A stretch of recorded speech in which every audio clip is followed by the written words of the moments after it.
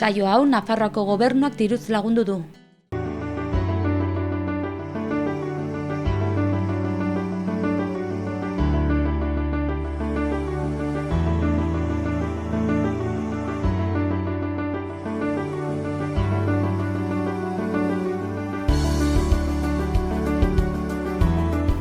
Ongi etorriak Pirinioak Bialde saiora.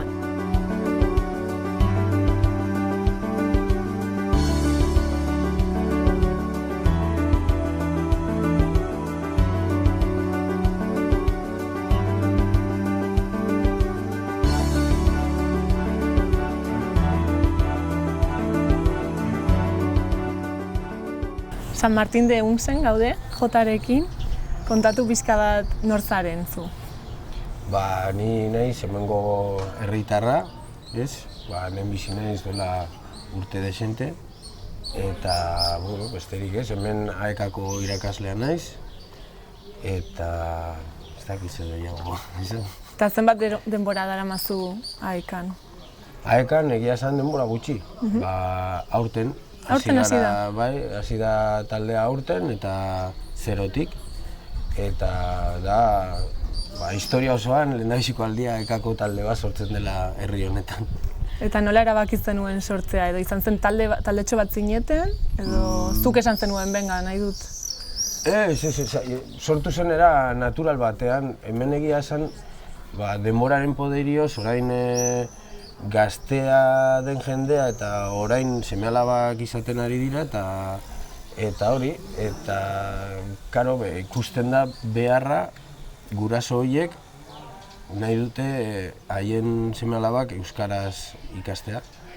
Eta karo, haiek ere ikusten dute haien burua prestatu behar dutela haien laguntzeko eta gainera euskararekiko dagoen jarrera gero eta positiboagoa da. Eta herri honetan ere hori nabaria izan da. Eta nik uste hortikan atera zen taldea, gainera talde oso anitza da. Egia esan beharra dago ere daudela etorkinak. Esan nahi dute uxueko bat eta horietako bat etortzen dira.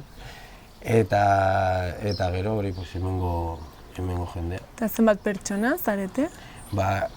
Hasi ginen 12 eta gero beste 3 utzi behar izan zuten lan kontuak eta bizitzaren kontuak eta horrela. Baina talde oso polita sortu da eta giro oso polita eta gainera herrian nabaritzen da, saldu da jende bat esanez hurrengo urtean, aurten egon direnak jarraituko dutela, printzipioz, egin dituzte aurre matrikulak eta dena, eta gero gazten artean ere sortu da nolabaiteko jakin-mina edo ezakit, baina batzuk saldu dira esanez, datorren urtean zerotik ateratzen den beste talde bat, ezakit zer, eta kale hortatik nahiko pozik.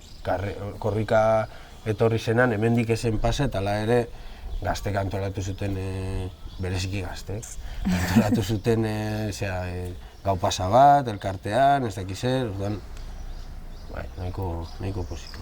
Eta nola antolatzen zarete? Astean zenbatetan elkartzen zarete eta zer egiten duzue? Hori, ditugu 3 klase, 2 ordukoak, eta hori da, haiek jarri zuten ordutegia eta maiztasuna eta dena zen. Azken finean, haien lanaren arabera eta taldea moldatzeko eta ez dakiz zer, orduan egiten dugu 3 egun, 2 ordu. Da 6 orduko saio astean, baina ez zuen ematen gehiagorako. Eta egiten dituzue udaletxean, ez?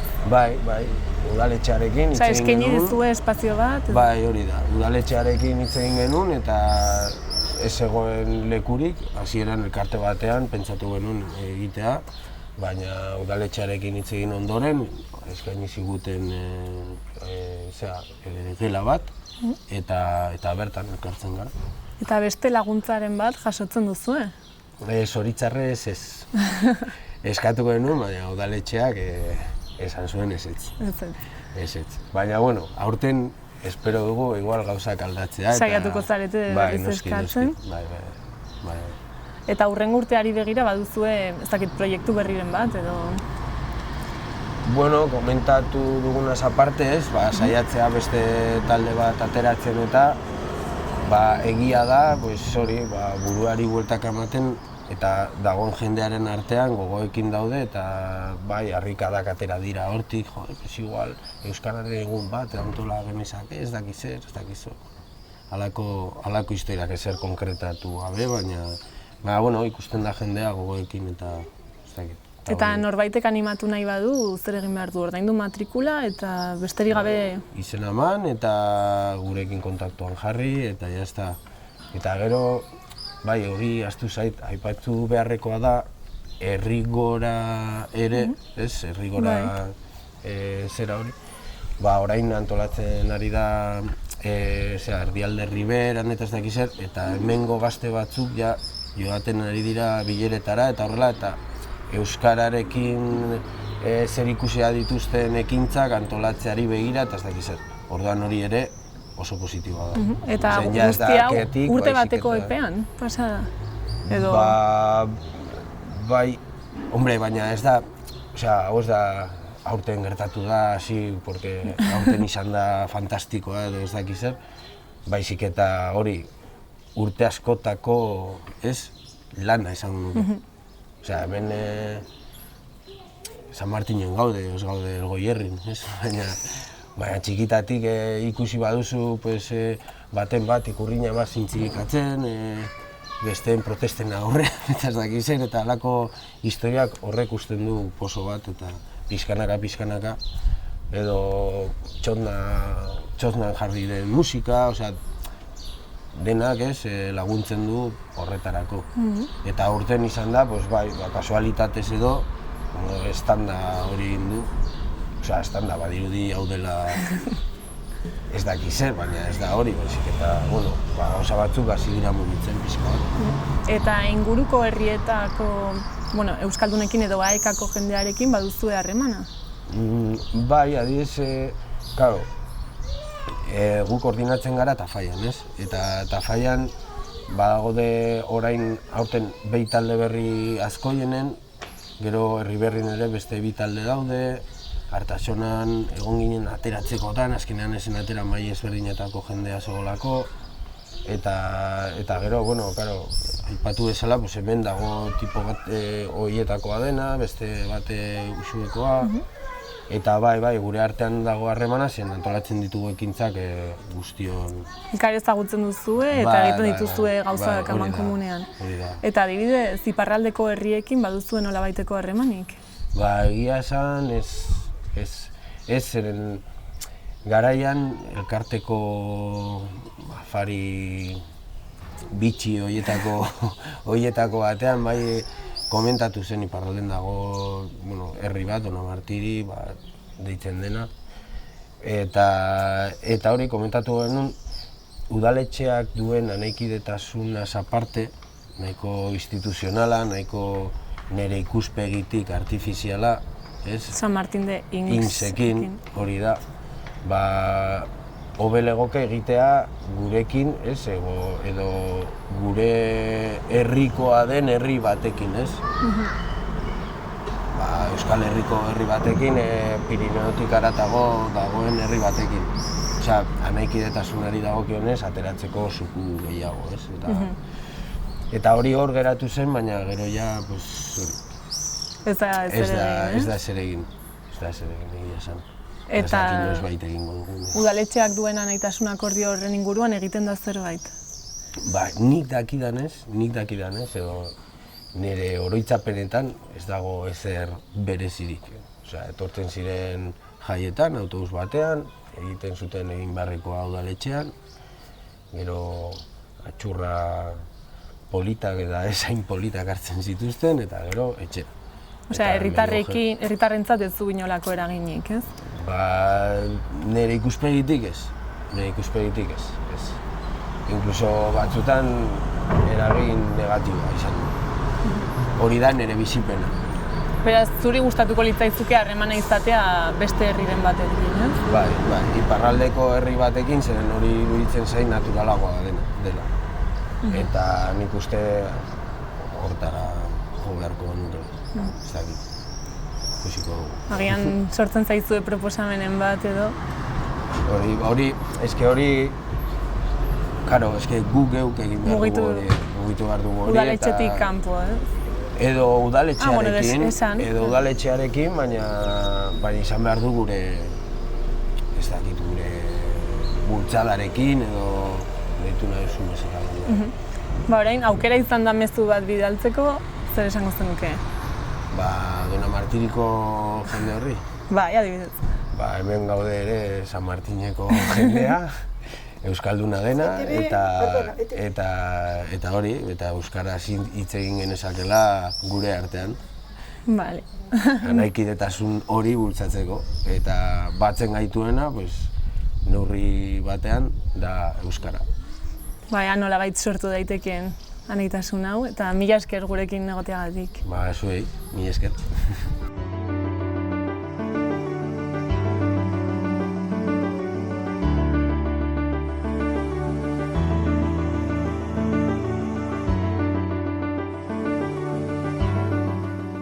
Egunon? Bai, egunon. Zure burua aurkezten aldi guzu? Beraz, ni Elena Ustajoz niz, ditut 30 urte eta Ahatsako erakaslea niz, dela 6. urtea da. Ados, Ahatsan erakasle izatea, eskola nolakoa da, nola antolatua da hemen?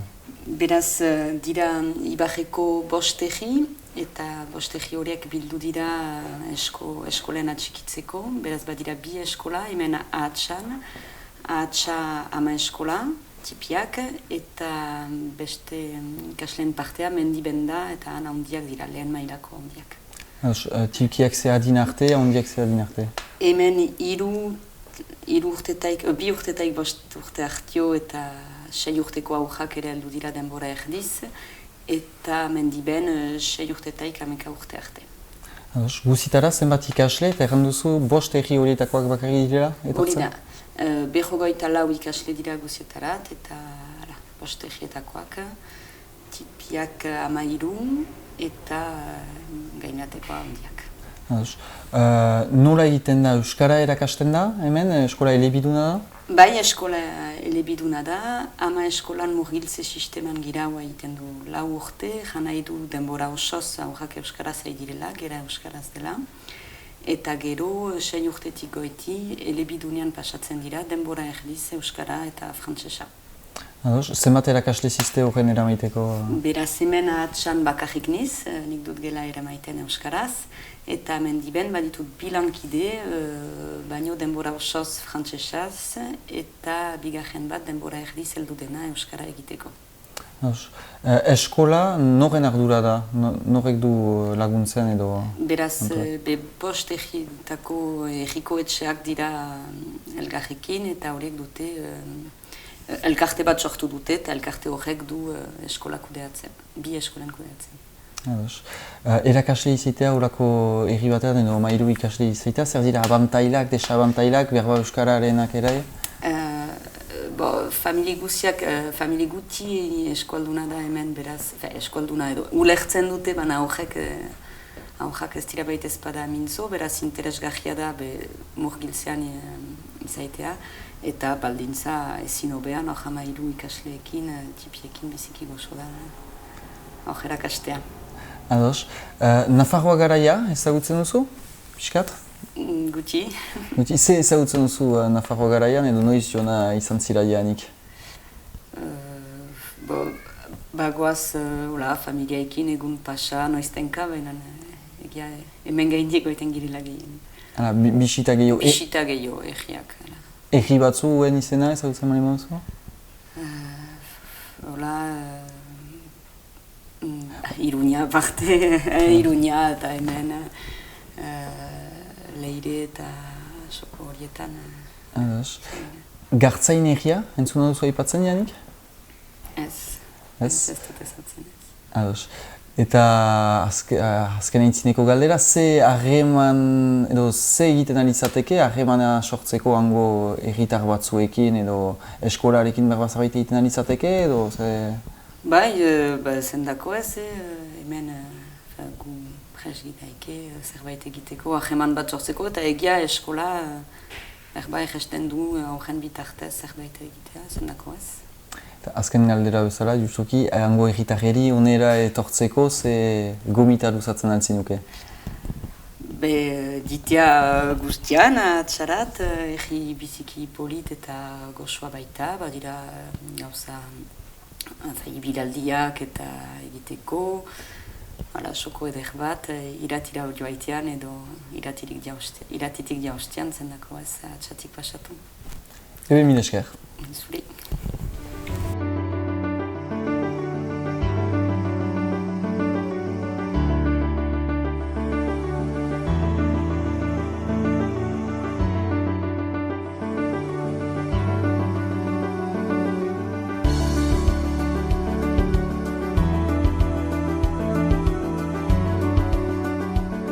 Kaixo, Martin. Kaixo. Konta iguzu pixka bat nortzaren zu.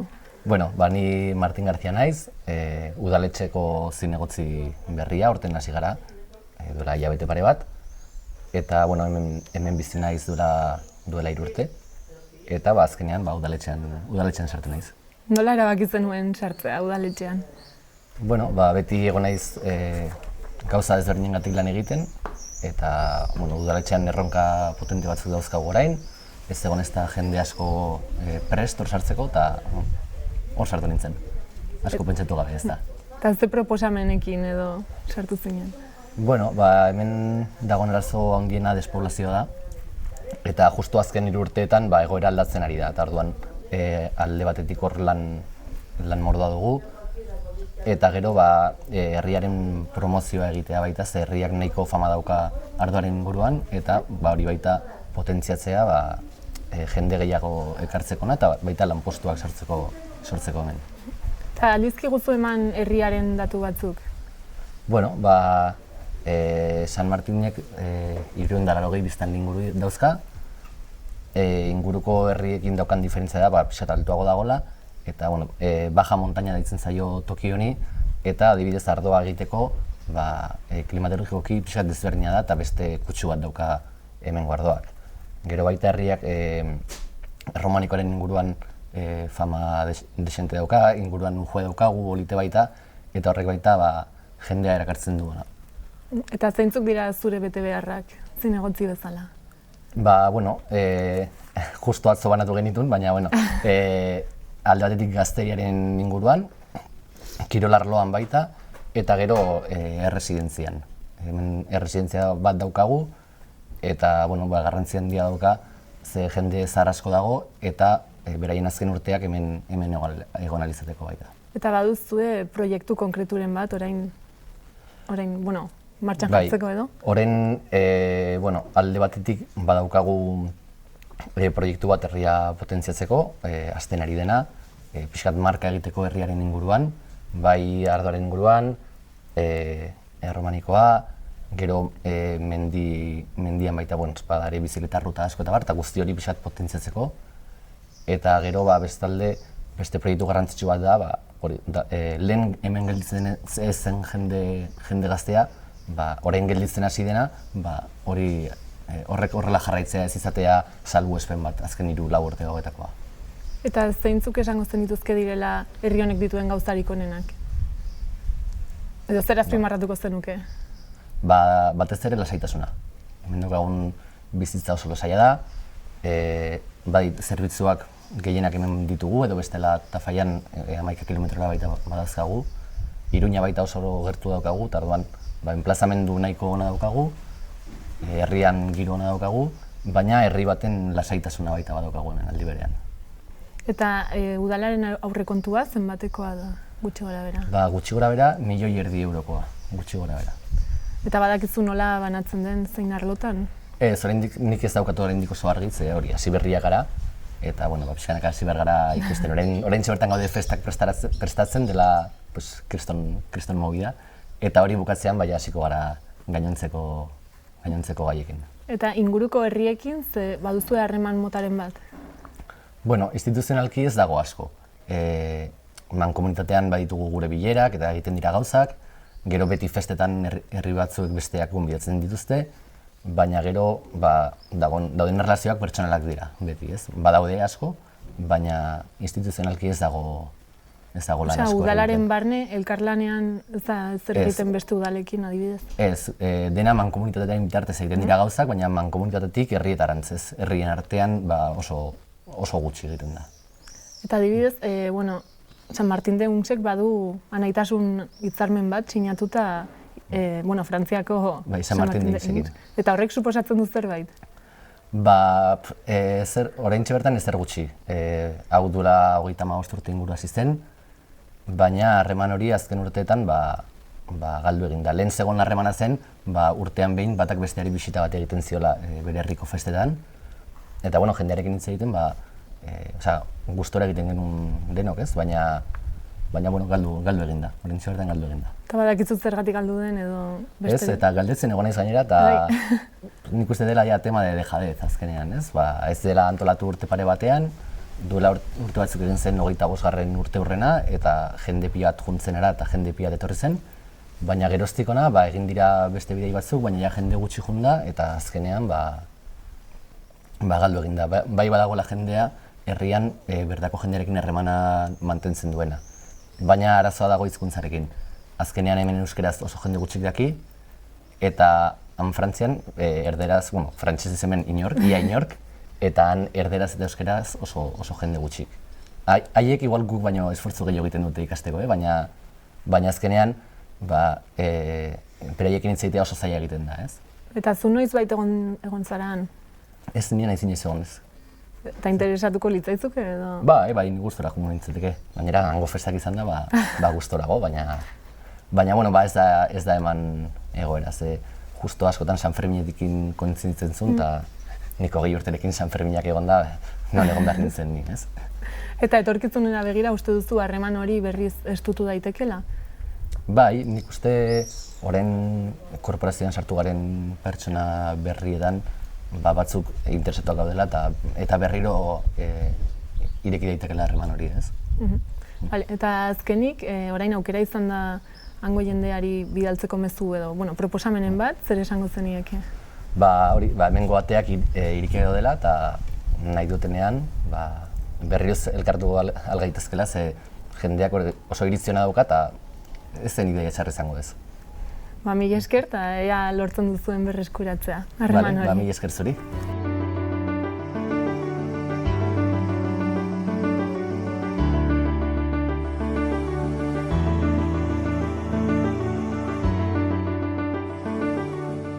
Egunon? Egunon, Julen. Beraz, zure buru aurkezten aldi guzu? Ni Bider Jean-Paul, ahatxako ertarra niz, laboaria niz, laborizenia, eta orai hauzapez niz 2008 gunat.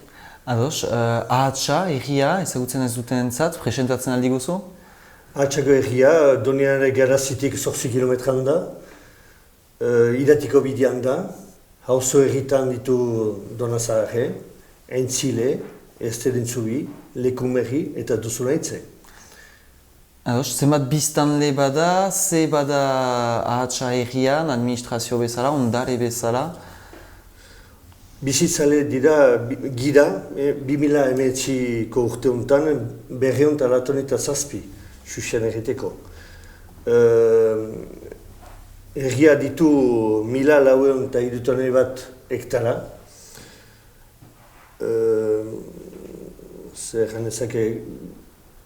Bide etxeta joeten denen bideetan 21 kilometra apapres ditugu entretenitzeko edo txikitzeko hen batean, eta bestalde bazterbide batzu. Bi erreka ditu trebesatzen ahatxako erriak, Lorribar deitzen den ibarra eta Berolegi. Hori juntiten dute ahatxako errian eta horren Beroleiko budian bada ere agentei bat, nola nun 7-8 langile urtean ibiltzen diren, biziki untza iden lanian enpresa bat. Againtegiaz gain, zer dira hemengo lan sektoreak edo zer da gehienik ikusten dena edo? baserri bata, laborantza da, ondenen gutiz gehienik den ofizioa, hoi bat etxalde bat dira, 6 uste dut bat diren behi esnadurik nahi direnak, baino pixkat gaznatzen du ere, ardi esneekin nahi direnak dira bestiak behi haragitakoak ere, eta ardi haragitakoetane baino bada. Gazna egiten behi edo ardi gunetan bada beste bat. Horra, laborantza mailean, gio bada ere ofiziale handana bat, argina, elektrizien, bada ofiziale somait errian, Zer da hemengo egiaren, edo ze harreman badu ondoko egiekin ahatsak, eta beste galdera bat, zer da ahatsaren puntu positibo eta puntu negatiboak edo erronkak? Odean, harreman biziki una ditu auzo errekin, denekin, eta partikulazki duzunaitze, lekunmerri, mendibe, beherolegi, eta ahatsak du elkartiak gira, 1950 unat eskolain mailean. Badu RPI deitzen den elkartia ina da, eta 5 herritait eskola du bigunetan. Hauk tipiak ahatsako eskolan dira, eta hondiak mendibeko eskolan dira. Horai aurtengo sartzea 24 hauk populua izan da. Beste auzo errekin harraman ditu. Baina gehiago horiekin, kuhutza da baitu berezia bai eskolaikin, eta ere elkarte bada bizitasun bat elkarte mailean, nola elkarte bat bada sortia ergarai bizi deitzen dena, eta helburua zen nola inkesta batek jantzuen nola irati mendia biziki ezagutia zen, baina baserrian nun pasatzen zen jendia, neok ez zein ezagutzen herri bat. Hortek intzen pixkat arrangeruratu ginen eta egin ginen nola imerzen ezautazteko pasatzen zen ibarra horrek herrien pixkat eta bizitzalen ezautaztia. Hortek pixkat besta atzu eta muntatu dira, eta horra pixkat baina erraman una ditu, bai. Beraz bada elkarte horrekin antolatzen den 2 urteroko festa bat, herriarai bizi, eta bada ere trail bat eta beste gauz batzu antolatuak hori da. Horra, 2009ko urtetaik gunat, 2 urtetaik antolatzen du feria bat, nola elkartzen giren denak, jenen guziak, gazte, xar, denak, pixkat ezautazteko, laborantza moldian, maneran edo ofiziale edo patrimoan delako sailetan, sail guzitan, nola zerdun berezidik hemen gure eta hola antolatzen da 2 urtetaik. Eta horten behorlein pasatuko da, builain amostean izain da feria hori. 2 urtetaik kamiatzen gira, ez gira lekuat egiten, urte uziz egiten du kamiatzen gira egiz, horten behorlein izain da. Eta bezperan egiten da lasterketa edo kurri hori urte uziz egiten da. Lasterketa hori edo kurri hiltzale hori iagoitza egin egiten da. Eta hori egiten da beti behorlei tuturu ingurian. Gio bai pixkat edatia da, molde frango baita trail munduan, mainan beti tuturu trail du izena, mendi horren ingurian da, pixkat ezagutu naiz gure eskualdia eta bere berezitasuna eta bere edertasuna biztan dena. Justuki edertasunaz, ondarea ez dugu sobera aipatu, badira Eliza hainitz ez ahatsan eta beste erik ze bada? Ahatsan egia da, badera berezitasuna berze egiteik, badu Eliza, mana batu 2 kapera. Biziki ezautia dinak, erraiten dira iduria dira, jumel, baino altzitan da eta bestia bazkazanen. Baino enskritia da eta bestia klase, eta berezia dira, 13 garren mendekoak diozte direla. Bon, eniz aditua esplikatzeko, baina berda ikusi behar da, zen ederra diren, biziki, bon, gure beti herritako jendek beti ukan dute beren nahikaria atxitzeko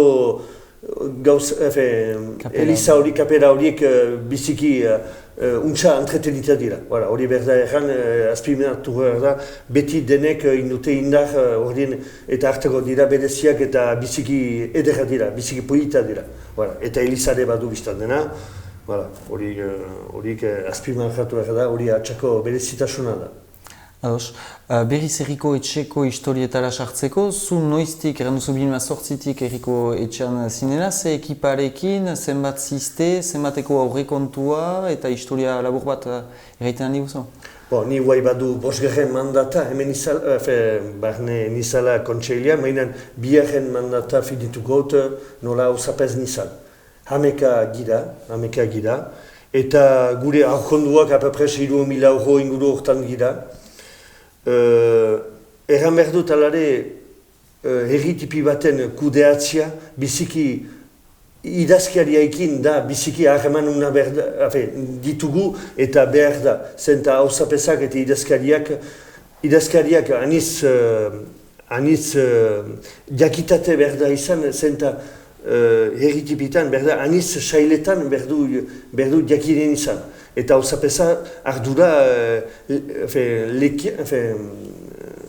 gehiago lekuan kusten eta ideien emaiten eta gehiago bere kontseileakin biztan dena. Hola pasatzen da herriko atunata. Guk proiektuak ukantu simple dira, herritipitan gure bastimenduen entretenitzea da. Guk egin du apesetxeak bagindien, apesik ez du, mainan hori guztiak apesetxea bi aloi emendu batu eta arra freskaldiat eman deu. Baginin ere eskolan erreintain biziteia oare utza delakotz berriz arruntuntza apaina du, oaiko mandatan ina du berriz arrumeritaik. Ditugu eskolak, du eskola eta janlekua, hori guztiak herrian. Lehengo media liburutei bat ina dugu, eta azkenik badu Ezkerpareta. Ezkerparetan, argua lehengo antzineko antzineko berekin azuten, nahuai badu arra freskaldiaten beharra, eta hartan badu proiektu eder bat, gero xoa ipatuko dauzit. Ados, Justuki, Ezkerpareta, horako egi batek, alako Ezkerpareta handi baten ukaitea, nolaz? Nolaz. Izan zen, 1980 edo latonei gabe, arraberritu zen, herri guzitan bazen plaza bat. Eta plaza hoa lanien ezela erori zen. Eta hartan deliberatu zuten orduko kontseileak deliberatu zen berritzia eta orduan ez tegit nola zen mentoaz gizartako Ezkerpareta intzuten. Ezkerpareta intzen, baina estalgi gabe. Eta 10 urte burian jendeak errantzuten hobezela teilatu bat izan zadin. Ordean telatia izan zen, ordean estalgia ekin da. Eta badu 30 bat urte ez dela behar den lanik egin, guti hilia da erran ezake, hemengo bereko egiltzen dute, baina guti hilia da, eta arra freskaldiaten beharra badu. Alatuko dugu gaiez, Nafarroa garaia, pixkate ezagutzen duzu? Guti. Guti, zer ezagutzen duzu Nafarroa garaian? Guti erran ezake, baina hemen unkaldu txantza ergarai bizi delako elkarte horrekin, atealdi batzu egin ditu, Lekomerriko herrian izan gira. Hemengo talde batzu egin, zenta Lekomerri hemen badugu herria, lehen auzo herria, eta ahemana somai bazuzten delako herriarekin, eta han gomitak izanez, nire juntatu nintzen atealdi horretan, bietan izaniz. Ez dut gehioko biziki Ezagutzen, ez. Gartzain egia entzuna duzu aipatzen? Ez dut ezagutzen, ez. Ez, ados. Ze egiten alitzateke behar ba bestaldeko jende batzuekin harremana sortzeko edo sortzeko bai, edo egiteko? Bestaren bidez? Bestaren bidez, ez dakit, ez dut gehioko, zugaldiari errepetu, bestari bidez, astapen batean, ez dakit, ez dut ezagutzen egia ordien, ez dakit gu erritipi egira, ez dakit erria ondio denez edo... Erritxipia da. Txipia da. Eta bukatzeko, hango jenderi onera etortzeko, ze erraiten alzinuke ahatsaren bisitatzeko gogoa emaiteko? Zer egiten nuke besta buru batez egiteko edo ez dakit, ez dut zagutzen jendia ordien ez dakit, baina bon, hastapen baten besta garai batean, aizio da uste dut elakatzia eta jendia ezagutzia. Hemen, nik erran ezake, hemen bada elkartea badira, erran dut ostean elkarte bizi dira, bada xar elkarte bat, gazte komite de fet delako elkarteak, ihiztari talde bat, denak biziki untsa aktiboak, eta gaztek ere bestak antolatzen duzte, biziki besta polita, guai pasatu berria dira, agorrilan, eta xarrek ere biziki harremanun haute, iten duzte atealdi, elkartzen dira, ez biziki erraiteran dut, erriuntan, badela bizi bat eni plazer egiten zan. Ados, ebe mil esker? Mil esker zuri.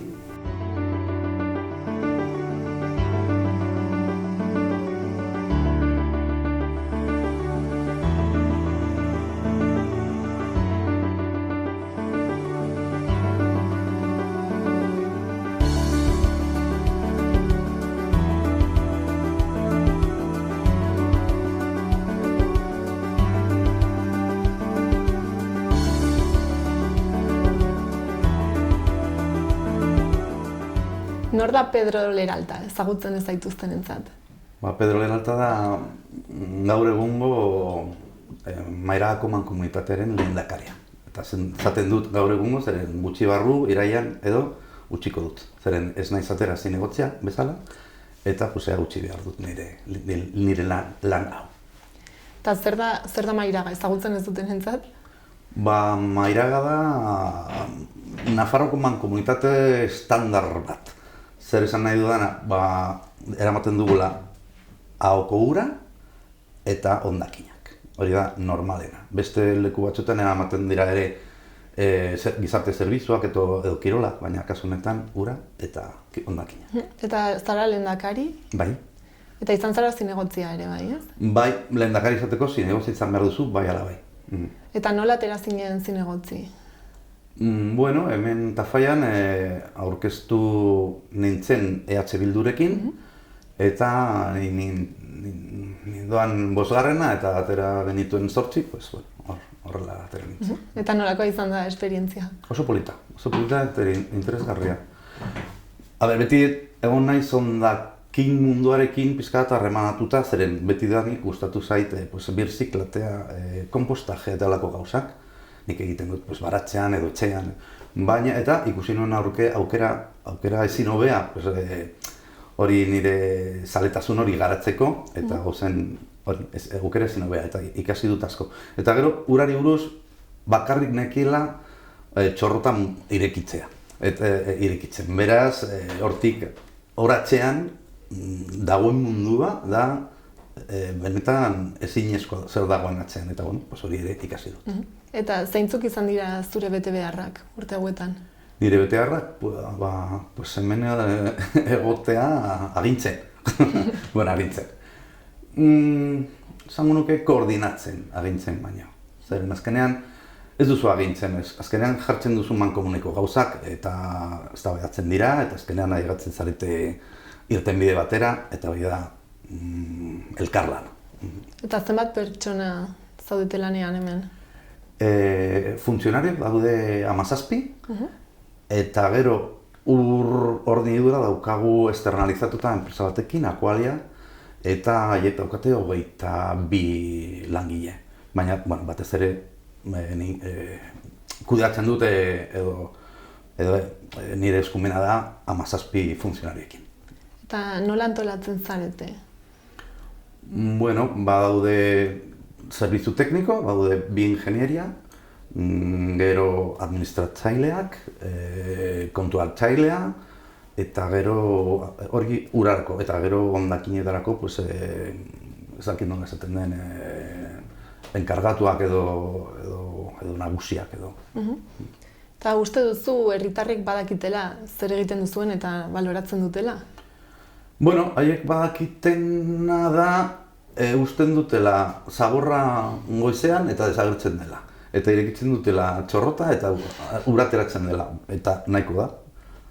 Haiek ez dute jakin behar gehiagorik, hori da gure zerbitzu izan behar dagona, eta hori, utzi zaborra, desagertu, eta ura ireki, eta edan.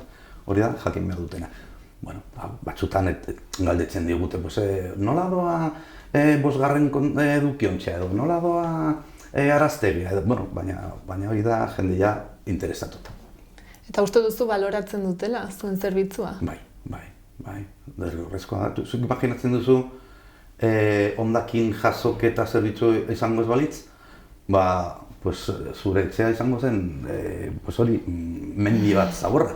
Zabor mendi bat eta hori da. Gero agian, betidanik jakin dugunez horrelakoa dela, ez duzu baloratzen, baina desagertuko bat zen urtxorrota edo hondakin jasoketa, hori izango zen arazo bat. Arazo handi bat. Eta bestalde, jasotzen duzuen nolabaiteko, diru laguntzak edo nondik jasotzen dituzue? Nafar gobernutik eta Espainiako gobernutik ere, segun zertarako. Nafar gobernutik batez ere ur hornidurarekin daukagu ur altan eta ur bajan. Ur altan da eramatea ura iturritik depositora eta baja da depositotik etxetara. Eta ur altan ematen digute normalean 180 inbertsio guztietan. Eta ezagutzen dituzu inguruko mankomunitateek nola egiten dituzten lan hauek adibidez? Bai. Askotan elkartzen gara, daukagu Zagor Partzuergoa, Nafarroko Zagor Partzuergoa eta biltzen gara ere, aurre biltzen gara gu joan baino lehen, eta bai. Beraz baduzue harremana? Bai, harreman handia eta gutxi gora bera antzekoa da. Eta zinegotzi bezala, politiko bezala, izan duzu ere harremana inguruko herrietako politikoekin? Bai, ere bai. Baina batez ere gehien bat mankomunitatearekin. Zeren mankomunitatearekin joan behar duzu hemendikara eta gero jaietara eta zapia eta zabizer eta zagutzen duzu jendea. Zinegotzi bezala gutxago, duela 3 urte eduki genuen zute handi bat, hemen zonalde honetan gorratzen duzue, eta kasu horretan, egon ginen Artasioko, Puiu eta Barasoen gara ginen zinegotxekin askotan biltzen eta harreman handiarekin. Bestela, batzutan biltzen zarete, baina ez gehiagin. Baina, adibidez, elkarlanean egin dituzue zenbait proiektu edo?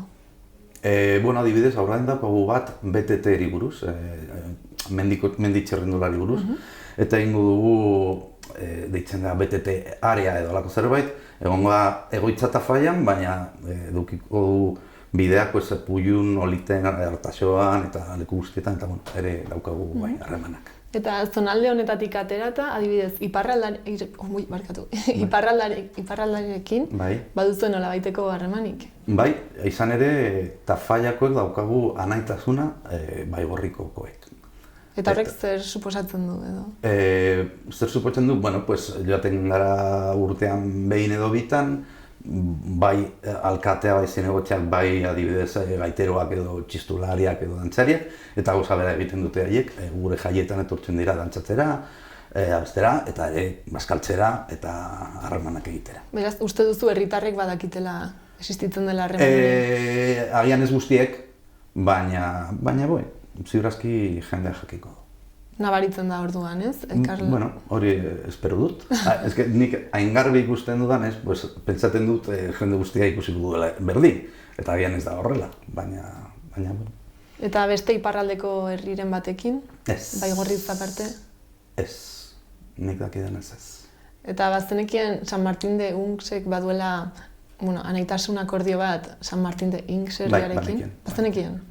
Bai, irakurtzen dute, hemen daukagu La Voz de la Merindad, eta da hemengo aldizkaria, eta agertzen dira halako berriak, eta etorri dira Frantziatik, San Martin de Inxtik, ikusten da jende, argazkiak, eta bai, banekin, bai. Eta uste duzu horrek suposatzen duela zerbait ere? Adibidez, eta faia baigorrirekin bezala, ez? Elkartzen zaretela urtean bitan edo, uste duzuan ere pasatzen dela gauza bera edo? Bai, uste dut baietz, bai. Nik uste dut etortzen direla urtero eta hemendik ere joten dira urtero, uste dute. Edo bintzat hori da irakurri duana. Eta gustatuko litzaizuke, anaitasun akordio hauek nolabait gehiago izatea, osea gauza gehiago egitea, komunean? Bai. Nik uste dut funtsezkoa direla. Eta gainera oso politak eta oso aberazgarriak direla. Eta izango zenuke proposamenen bat edo, mezuren bat horrela bidaltzeko, ja bukatzeko? Bai, nire mezua da, nire mezua, nire uste apalean, nik uste dute udalek saiatu beharko lirateke biltzen beste udalekin, beste iparraldeko udalekin harremanak sendotzeko eta berosteko.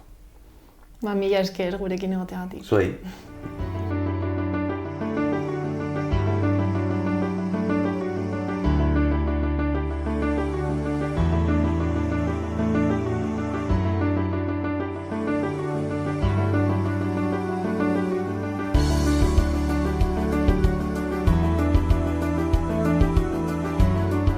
Egunon? Egunon. Ire buru aurkezten aldi guzu? Bai, nik beraz Xabi Arluxet izena dut, ahatsako laboraria. Ados, laborari noiztik, nola hautatu zinuen lan hori?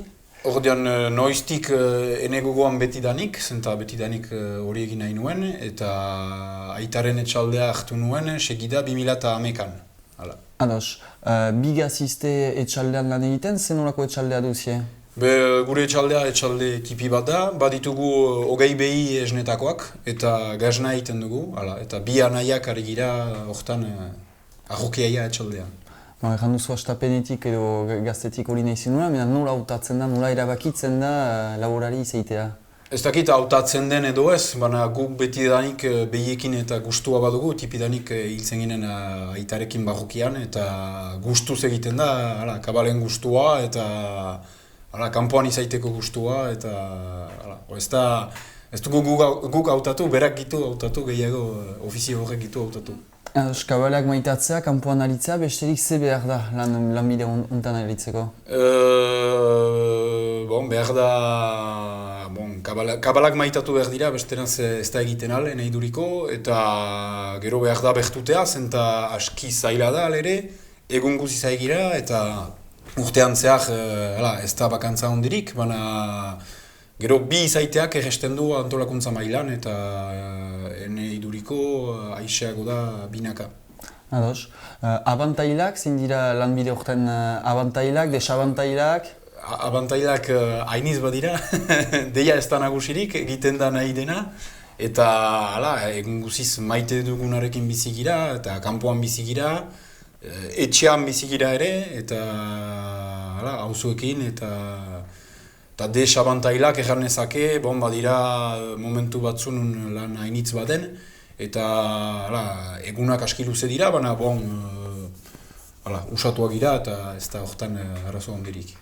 Zer duzi sasoi txarrena edo lan gehiena emaiten dizuen? Guretzat txarrena erranezake da belar sasoina, nun belar guziak sartu behar diren eta denentzat bezala. Gero gu behiekin ari gira, orduan urte guzian deizten ditugu behiak, eta aski erregularra da alere lana. Zenbat hektara badituzie? Orduan guk denak ondatuz 28 hektara baditugu, eta parte bat txaldearen inguruan hemen 12, eta gero goraxago ordean menditio batetan beste parte bat, Ados. Laborari lana nola ikusia da gizartetik edo ze pentsatua da? Nola ikusia da ez dakit, badakit orain badela kontsumitzeko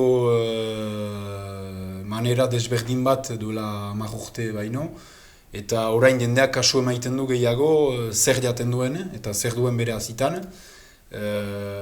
Guk astapenetik ni instalatzean egin ginuen autua biologikoan izaitea, eta uste dut hori ongi ikusia dela orain, eta astapenetik gure helburua da kalitatezko ekoizpen bat ukaitea, eta nik uste orain gizarteak gero eta gehiago hori sekatzen du, kalitatezko ekoizpen bat, eta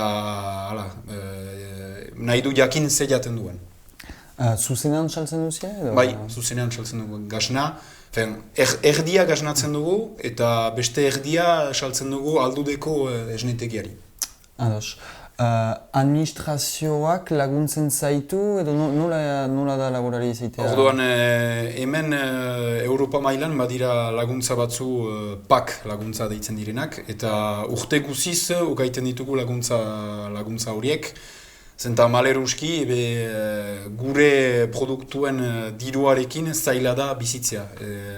Merkatuak egiten du, gure produktuak ez direla aski baloratuak, eta maleruski badugu hemengo laborari guziek Europako laguntzen beharra.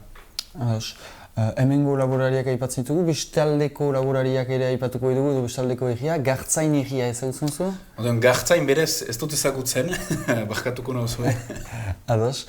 Ze uste duk badela bestaldean diren laborarien eta hemengo laborarien arteko ezberdintasunak edo zer dira? Badakit ezagutzen dut pixkat bastan eta bastango balean badakit hemengo laborantza bertsua dela. Eta naiz ez den sohmarka berdina, hemen gehienak ardiarekin ari dira hauze sohmarkan, han gehiago Idiazabal sohmarka da. Baina berez balea berdintxoa da, menditsua da hemen bezala, eta berez hango laborantzak eite du hemengoari. Han baute berba gauz positiboagoak hemen baino, gauz batzutan edo abantaila batzu edo ez dakik edo ez dauzut ertenal, zenta ez dut aski ezagutzen, naiz eta urte guziz abian giren bastandaren biltzarat elizorunoko feirat, baina zaila da ere ez da aski luzea ikusteko egiazko laborantza nola den. Gartzainik inez, hor ganduzu joaiten zinela ara besteara, bestean ze hageman baguzie hangokoekin? Nik aspaldian ukan nuen hageman bat hango bi mutikoekin, zenta errugbian ari izan niz hemen luzaz, eta antik bi, berba ezagutuko dira, Asier eta Iñaki jintziren gurekin jolasteraz, eta gero ez dut gehiagoko hagemanik hango jendekin. Ideiarik berba hageman baten sortzeko hango jendekin? Bai, zenako ez. Eta nola egiten alitzateke hori?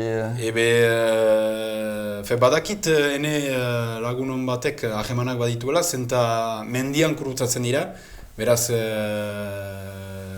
mendiaren bitartez kabalek kurutzatuz eta hagemanak sortzen dira. Gero proposamen guziak idekiak gira, zendako ez antolatu egun bat hango laborariekin eta hemengoekin. Bukatzeko, hango edo gartzaineko egitarreri, zer jaiten aldiozu ahatsa bisitatzeko gogoa emaiteko? Ongi etorri, gure ateak zabalik daude eta alaz, zatozte gaznaren jastatzerat eta agnos sorta duten edaterat. Mila esker. Zori. Bai ezagutzen dugu joan ginen txikitan, baina ez gara oroitzen gauza handi.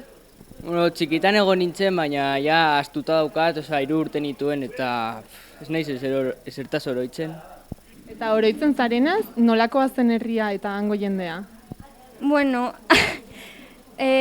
gogoratzen gara etxeak zirela txikiak eta banan kokatuak, eta jendeari buruz ezke ginen hain txikiak ez garela oroitzen.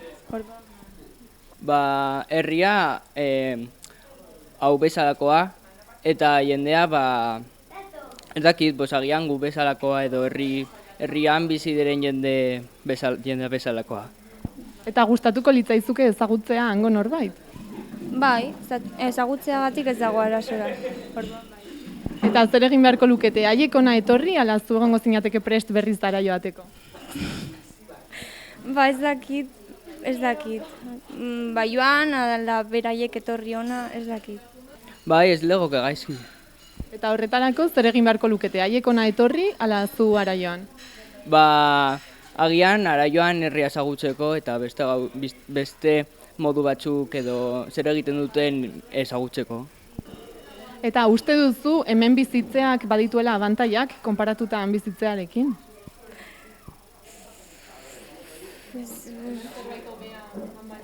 Ez gara oroitzen orduan, ez dakigu nola bizi diren orain. Baina ikusi genuenagatik zeuden gauza gehiago hemen baino, orduan agian hobetoan. Eta orain, gonbidatzen badituzu hona etortzera, ze plan proposatuko zenieke egiteko?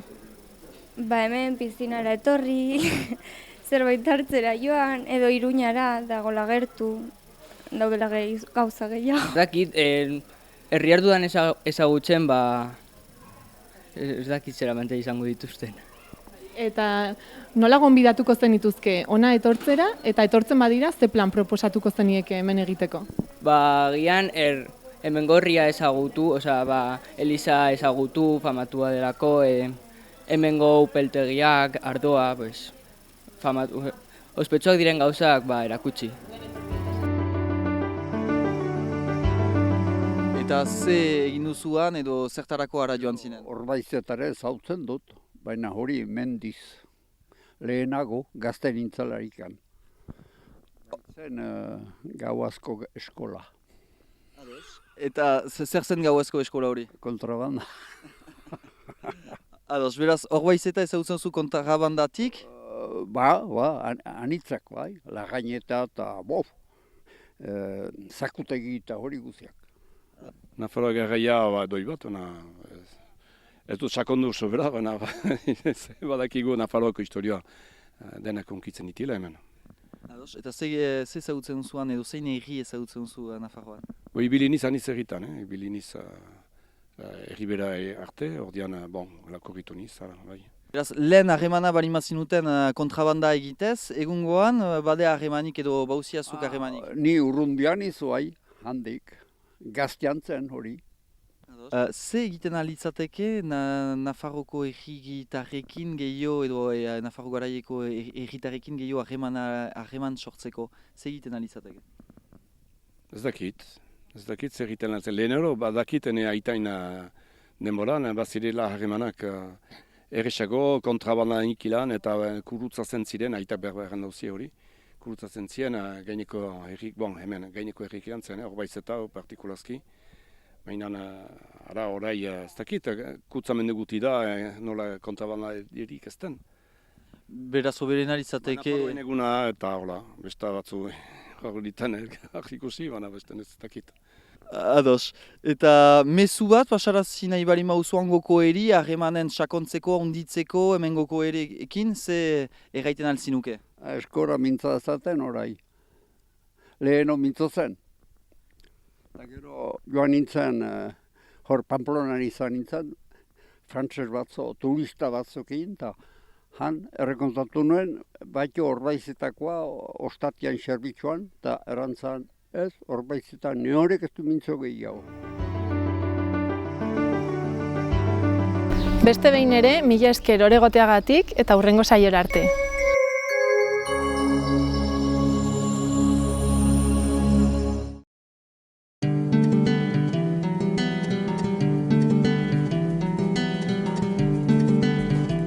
Saio hau Nafarroako gobernuak diruz lagundu du.